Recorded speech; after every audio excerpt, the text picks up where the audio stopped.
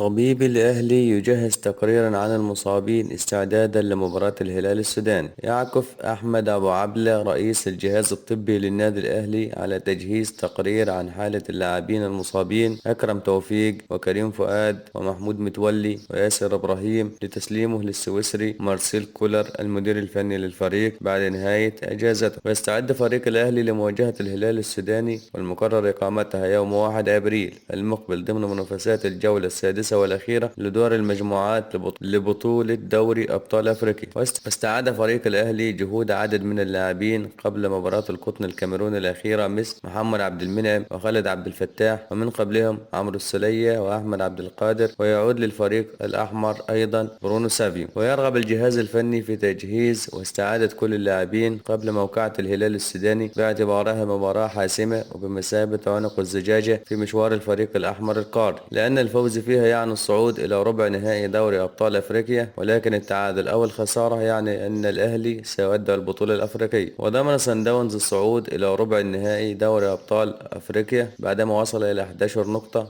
وينتظر حسم البطاقة الثانية الحائرة بين الأهلي والهلال السوداني في الجولة الأخيرة بدور المجموعات. ترتيب المجموعة: يحتل صن داونز صدارة المجموعة الثانية برصيد 11 نقطة، بينما يأتي الهلال السوداني في المركز الثاني برصيد 10 نقاط، والأهلي في المركز الثالث برصيد 7 نقاط، والقطن في المركز الرابع بدون نقاط.